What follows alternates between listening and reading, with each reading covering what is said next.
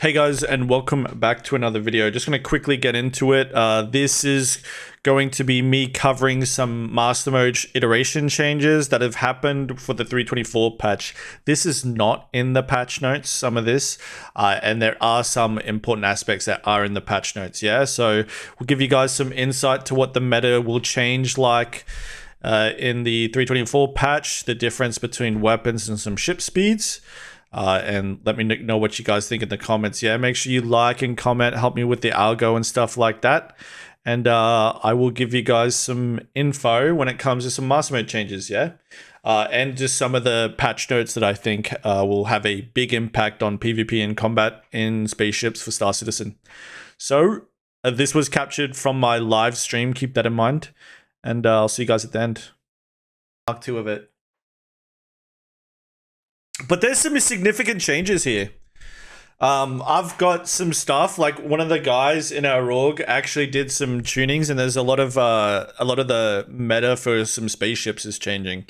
So I guess we'll break it down. Yeah, I'll start it. Yeah. So these are the VKB PTU patch notes in Star Citizen 3.24, which is the .2 patch renamed because 4.0 is going to be a while out, so they're buying themselves some time, I think, with this. But again, like if you guys want to cover this stuff, all right, it'll be a short stream, it'll be a short video. But if you guys want to look at a lot of this stuff, you know, there's better content creators that cover this stuff. I'm just going to stick on the PU shenanigans that really impacts the PvP aspects of the game, yeah? So with some balance changes that aren't in here too. So I'm going to give you guys some insight into some stuff that happened and some stuff you don't know that happened that you're going to figure out because our guys do their homework really quickly. So again, yeah, like this is the personalized instance hangars. We all know about that. Freight elevators are going to change the way that works.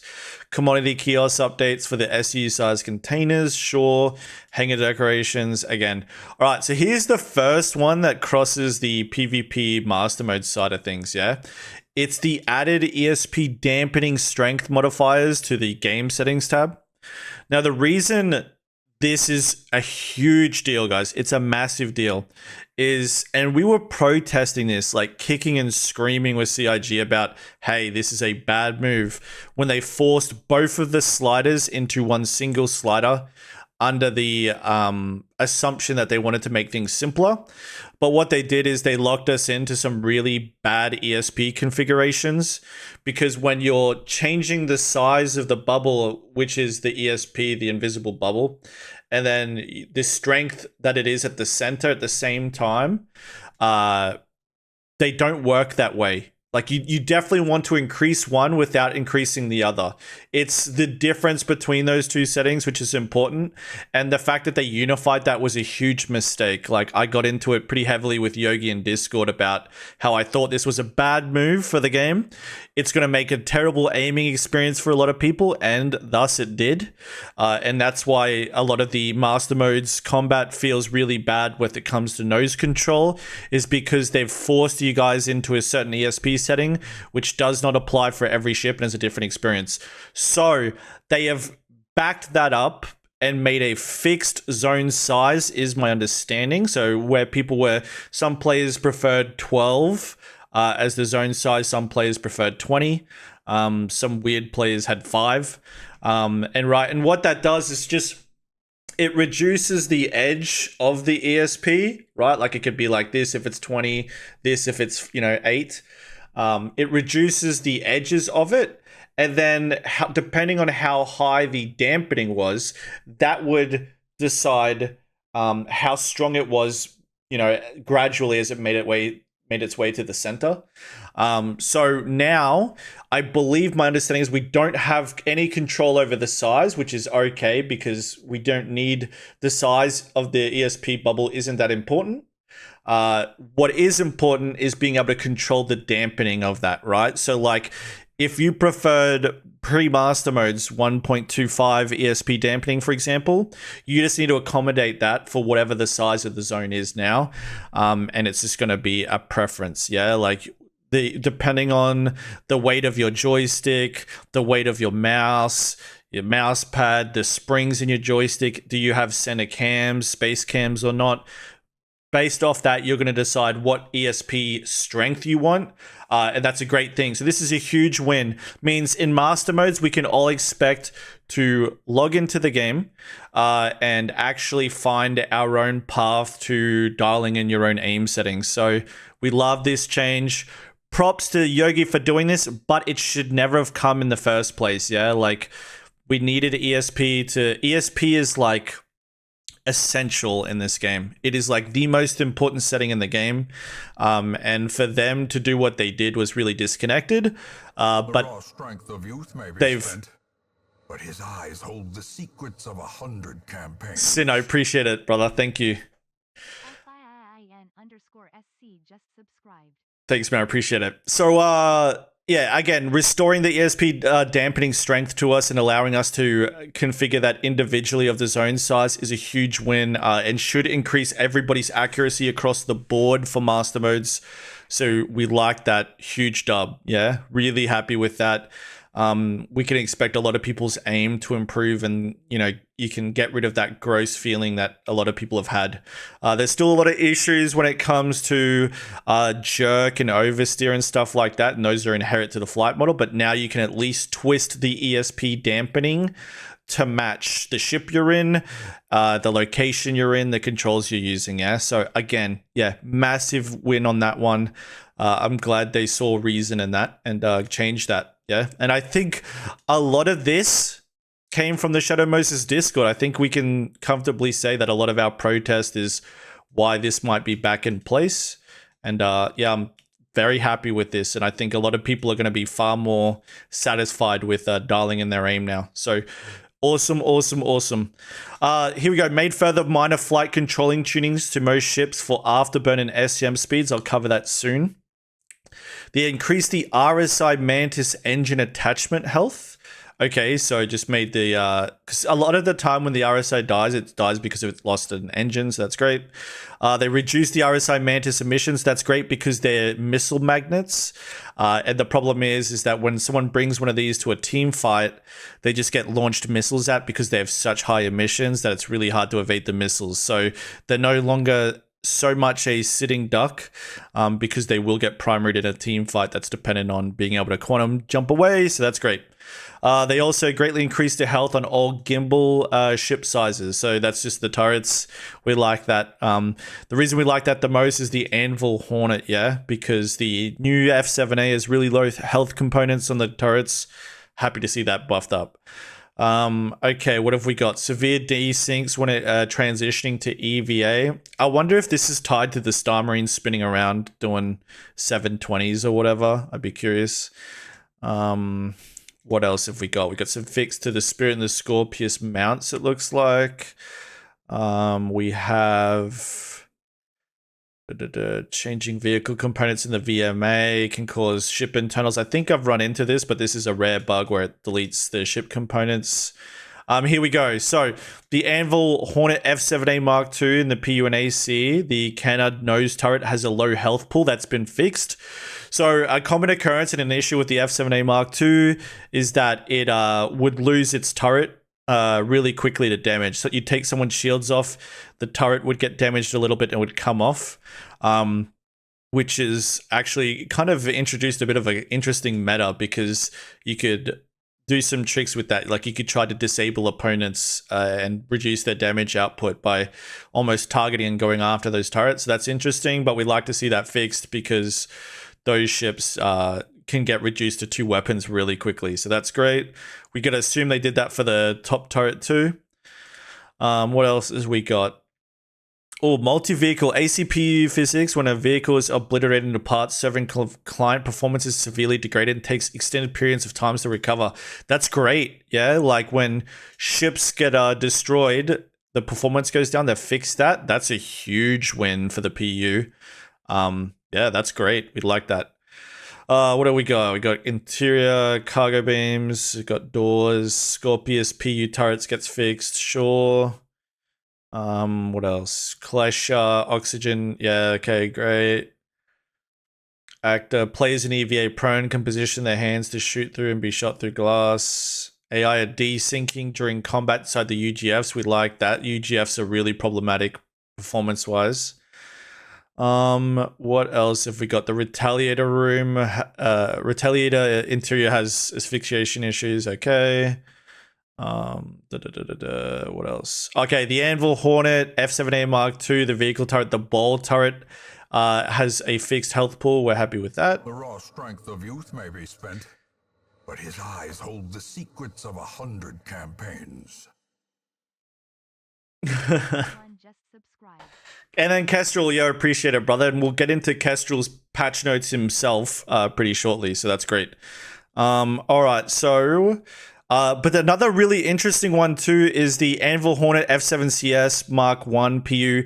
The vehicles and stealth signatures have been updated. So the Hornet Ghost now has stealth modifiers when it comes to its emissions and stuff, which is really neat. We like that. So the Hornet Ghost might actually become more of a stealth option now. That makes things very interesting because the Hornet's the medium class type, right? So it's a whole lot of damage to ambush somebody with, especially if you're going around undetected for a lot of the time. So the Hornet Ghost might extremely become meta again. That's really interesting. What else? We got the Firebird not appearing in AC as options, yeah, and then the Squadron Battle Fixes, yeah, and then we got some technicals. So cool. All right, now let's go into the notes I was given by Kestrel here, who's in the chat. Let's get into him. All right, so we have. All right, let me actually let me put this on. Where can I put this? How could I put this on my screen? Actually, how could I do this without showing you guys? Maybe I could just show DMs. No. Yeah, I could. I'll just show the DM. Okay, fuck it. All right, let's see. We will go to the window capture. And we go to Kestrel. Cool. Nice. We go here.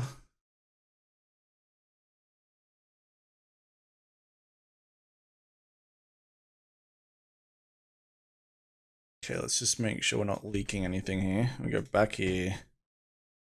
Actually, I'll pull it this way.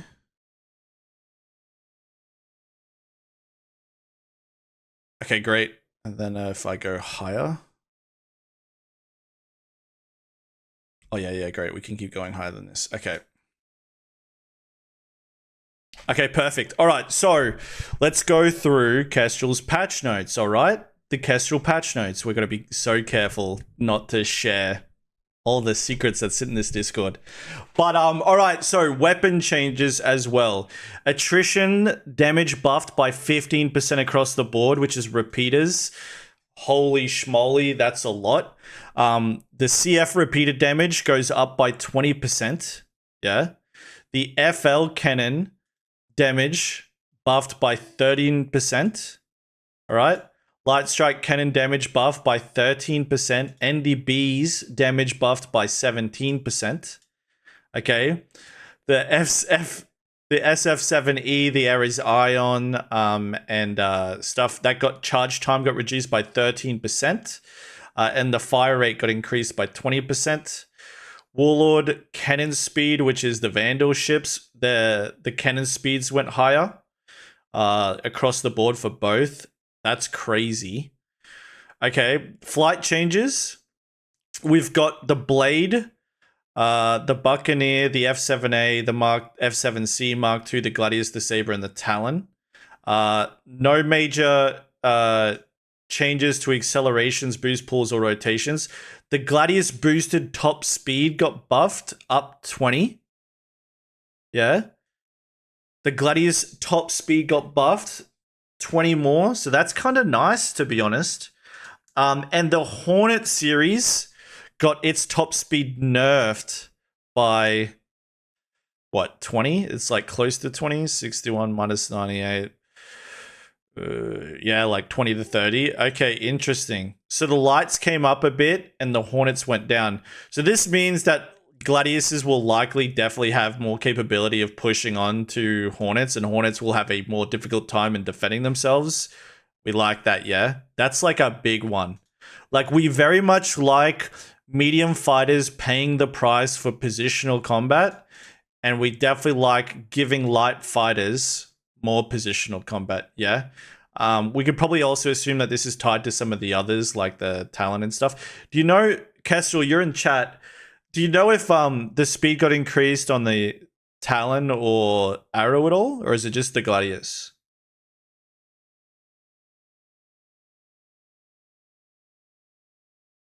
It did not. Yeah, so it's a Gladius buff, which probably makes sense because the Gladius is arguably the weakest of the three, I think, because it just gets shot down so quickly.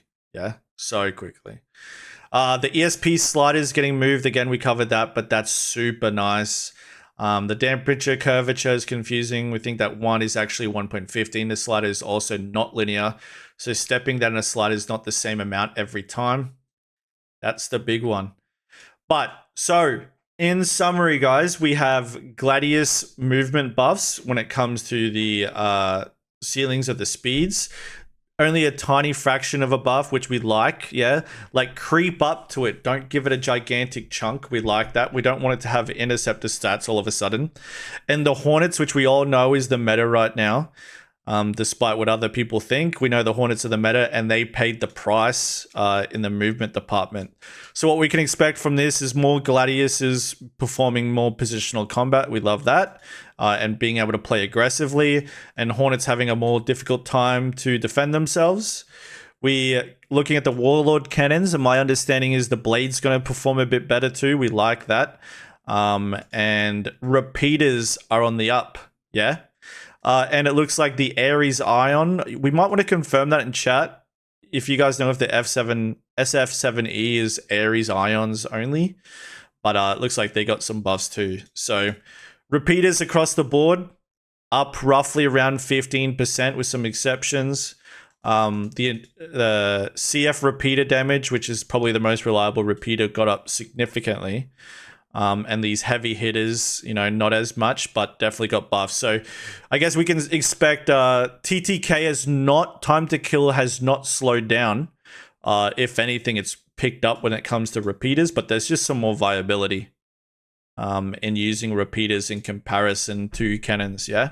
So ships to look out for are the Gladius. The Gladius is for buffs in agility and speeds. The Hornets for nerfs in their agilities and speed. Repeaters as a whole to be more competitive with cannons.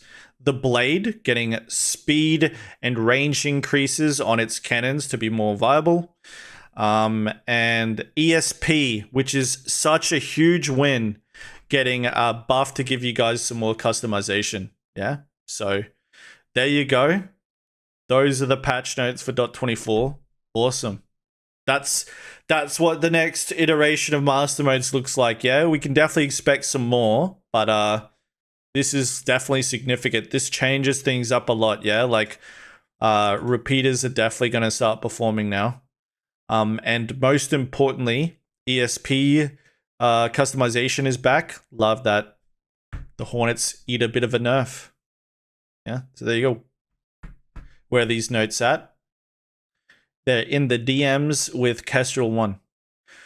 Dude, maybe we need to like make a post to Shadow Moses Master Modes patch notes. Yo, we should make a channel. The Shadow Moses Master Modes patch notes by Kestrel1. But bravo, make sure you guys check out Kestrel's doc. Kestrel, it might be worth linking your document, yeah? You could either DM it to me and I can put it in the chat, or you can do that. But yeah. Awesome. Is that enough to make the Ion viable? It just depends on what you're leaning on the Ion for. Like, if you're trying to dogfight in it, I don't think so, but it definitely is a lot less useless, so to speak. There's the doc, yeah. So we'll put that in I'll put that in the YouTube video description. But there you go, guys. We like that, man. Like, I really, out of everything, I'm really looking forward to the Hornet nerfs. I think that's a smart decision. There's a bit of push and pull here, right? Like, because they have so much firepower, their inevitability is that they're going to just get turn into slow boats. And I don't like that overall, but I do like this as a fix to the current issue that we have right now, which is it's a good band-aid for what we have, but I think the medium archetype needs to get looked at as a whole, because the answer cannot be to just make these things boring to fly. That's not a long-term solution, but slowing it down a little bit right now for what we have is not a bad move. So all in all, I think this is really good. Like, I think this is a good little patch to spice in some things up.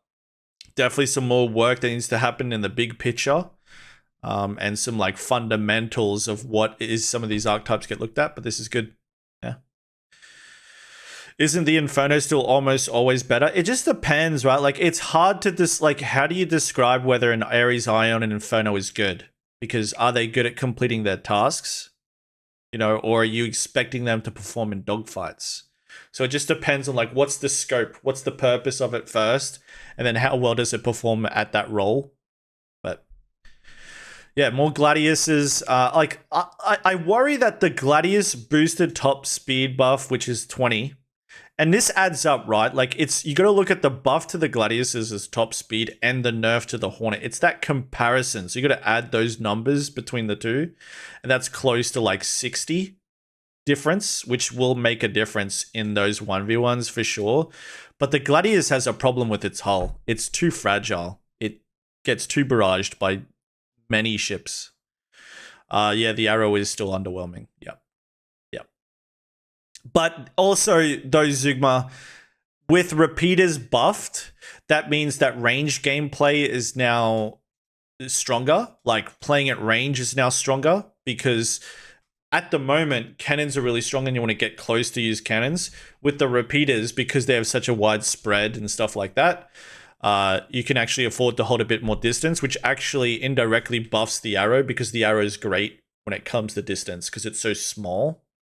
So indirectly, I would say the arrow kind of got buffed by the repeater buffs. Yeah, but this is good, man. This is good. We like these changes. We're happy about it. Most importantly, we're happy with the ESP changes. Good. We see where the next iteration comes, yeah? And I imagine there'll be more changes to come. There's probably some stuff that we have not covered, some rarer ships and stuff. This is just an early look, but appreciate Kestrel for this. And thank you, guys. Thank you. Yeah? I'm calling it there, though. That's it. You guys now are in the know. GG's.